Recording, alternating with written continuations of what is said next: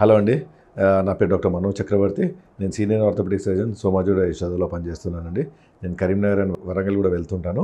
మీకు ఏమైనా medical related problems ఉంటే అక్కడ మీరు నన్ను కలవచ్చు. ఇవాళ మనం మాట్లాడుకునేది మడమ సంబంధించిన ప్రాబ్లమ్స్ గురించి మాట్లాడదామండి. మడమ కింది భాగంలో అంటే మనం పాదం భూమి మీద వేసే చోట అప్పుడప్పుడు చాలామందికి పెయిన్స్ వస్తుంటాయండి. ఈ పెయిన్స్ అనేది విపరీతంగా ఉంటాయి. పేషెంట్ నడవడం చాలా కష్టమవుతుంది. పేషెంట్కి అర్థం కాదు, నాకు దెబ్బ తగలలేదు, నేను పడిపోలేదు, మరి నాకు ఈ పెయిన్ సడన్గా ఎందుకు వచ్చింది, లేకపోతే కొన్ని రోజుల నుంచి వస్తుంది అని చాలామంది పేషెంట్స్ కంప్లైంట్ చేస్తుంటారు. నార్మల్గా మనం నొక్కి చూస్తే కూడా ఆ పేషెంట్కి ఆ మడిమ దగ్గర చేయితో నొక్కి చూస్తే పేషెంట్కి చాలా పెయిన్ ఉంటుందండి. సో ఈ పెయిన్ అనేది ఉదయం చాలా ఎక్కువగా ఉంటుంది. మార్నింగ్ పడుకొని లేసేసాక 1-2 అడుగులు వేయడం కష్టం అవుతుంది. కొంతమందికి విపరీతమైన పెయిన్ ఉండి గోడలు పట్టుకునే పరిస్థితి కూడా వచ్చేస్తుంటుంది. ఫస్ట్ 3-4 అడుగులు, తర్వాత పేషెంట్ మళ్ళీ నార్మల్ అయిపోతారండి. సో ఇలానే ఈ పేషెంట్స్కి రోజు అప్పుడప్పుడు నొప్పులు వస్తుంటాయి. సో మనం ఈ పేషెంట్స్ మన దగ్గరికి వస్తే ఒక ఎక్స్రే తీస్తే అక్కడ చిన్నగా ఎముకన్న పెరుగుతుంది, లేకపోతే కండన్న టైట్ అవుతుంటుందండి.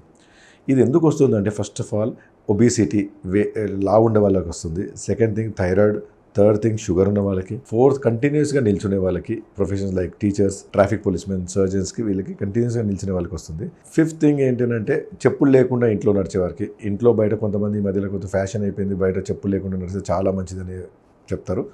కొంతమందికి మంచిది కావచ్చు, కానీ కొంతమందికి ఈ ప్రాబ్లం వచ్చే ఛాన్సెస్ ఉంటుంది. దీన్ని ప్లాంటార్ ఫేషియాటిస్ అంటారండి. ఓకే, సో అక్కడ కనీసం ఎమ్మకన్నా పెరుగుతుంది, లేకపోతే కండ టైట్ అవుతుంది. అది రీజన్ ఇదివరకు చెప్పినట్టు. సో ప్లస్ కొంతమందికి ఏంటి, కొత్త షూస్ వాడి ఆ షూస్ లోపల సోల్ అనేది గట్టిగా ఉండి అది ఫ్రిక్షన్ డెవలప్ అయ్యి పాదానికి సోల్కి అప్పుడు కూడా పెయిన్ రావచ్చు. సో ఈ పేషెంట్స్కి మనము ఎక్స్రే యాజ్ యూజువల్ తీసిన తర్వాత ట్రీట్మెంట్ మొడాలిటీ ఏంటంటే వెయిట్ ఒకటి తగ్గించుకోవాలి, మీకున్న medical problems like sugar and thyroid అవి కంట్రోల్లో పెట్టుకోవాలి, మంచి చెప్పులు వాడాలండి. మనము బట్టల మీద ఎంత పైసలు ఎన్ని డబ్బులు ఖర్చు పెడతామో చెప్పుల మీద కూడా చాలా మంచి చెప్పులు, కంఫర్టబుల్ చెప్పులు వేసుకోవాలి. సో అక్కడ ఫ్యాషన్తో పాటు సోల్ మెత్తగా ఉన్నవి తీసుకోవాలి. రెండవది, మీరు సోల్ లోపల సిలికాన్ హీల్ ప్యాడ్స్ లేకపోతే ఇన్సోల్స్ అని దొరుకుతాయి, అంటే సాఫ్ట్గా ఉంటాయి, అవి షాక్ అబ్జార్బర్స్ లాంటివి. సో వాటితో కూడా మీకు ఈ పెయిన్ తగ్గొచ్చు. ప్లస్ కొంచెం వీటితో first thing life style changes, ఇవి చేశాక మీకు తగ్గట్లేదు అంటే ఫిజియోథెరపీ వెళ్ళొచ్చు.